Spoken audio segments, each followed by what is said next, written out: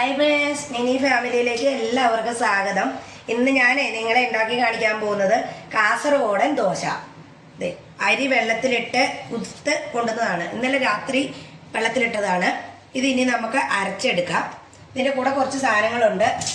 ഇത് ഒരു 1.5 ഗ്ലാസ് അരിയാണ്. അതിനൊരു 1/2 കപ്പ് തേങ്ങ, ഒരു നുള്ളു ജീരകം, ഒരു 4 ചുവന്നുള്ളി, ഇതും കൂടെ കൂട്ടി അരച്ചെടുത്തുകൊണ്ട് വരാം.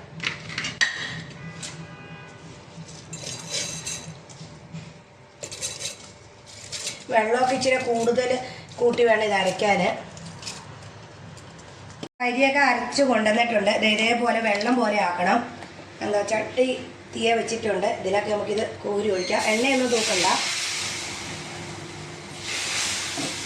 എന്നിട്ട് ഇങ്ങനെ എടുത്തിട്ട് ഒന്നിങ്ങനെ കറക്കുക. കണ്ടോ? എന്നിട്ടിത് നമുക്കൊന്ന് മൂടി വെക്കാം. ഇത് മറിച്ചിടുകയൊന്നും വേണ്ട. നമ്മൾ അപ്പം റെഡി ആയിട്ടുണ്ട്. കാസർഗോഡൻ അപ്പം. ഇനി ഇത് മറിച്ചൊന്നും ഇടണ്ട.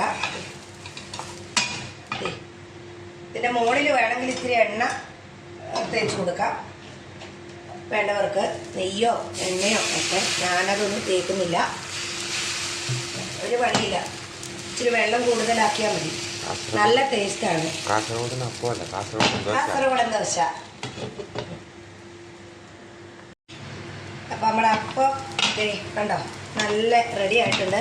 ഇതിങ്ങനെ തന്നെ ഇങ്ങനെ പറഞ്ഞു വരും വെന്ത് കഴിയുമ്പോൾ. കണ്ടോ, ഇതൊരു 6-7 എണ്ണം തിന്നും ഒരാൾ. ഇനി നമുക്കിത് കഴിക്കാം.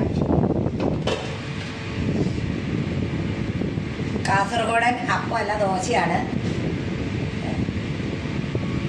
നല്ല അടിപൊളി ദോശ. എല്ലാവരും ഒന്ന് ട്രൈ ചെയ്ത് നോക്കണേ.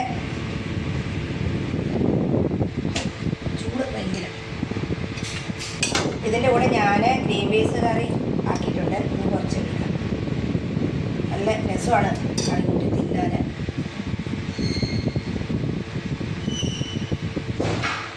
നല്ലതാണ്, നല്ല രസമുണ്ട്. എല്ലാവരും അതിനകത്ത് അരി അരയ്ക്കുന്ന കൂടെ ഉപ്പും കൂടെ കൂട്ടണേ. അരി അരയ്ക്കുമ്പോൾ ഉപ്പിടണം. ഞാനത് പറയാൻ മറന്നുപോയി. ഉപ്പും കൂട്ടിയിട്ടാണ് അരയ്ക്കുന്നത്. അപ്പോൾ എൻ്റെ വീഡിയോ എല്ലാവർക്കും ഇഷ്ടപ്പെട്ടെങ്കിൽ ലൈക്ക്, ഷെയർ, കമൻറ്റ് എല്ലാം തരണേ. അടുത്തൊരു വീഡിയോ ആയി വരുന്നവരെ എല്ലാവർക്കും ബൈ ബൈ.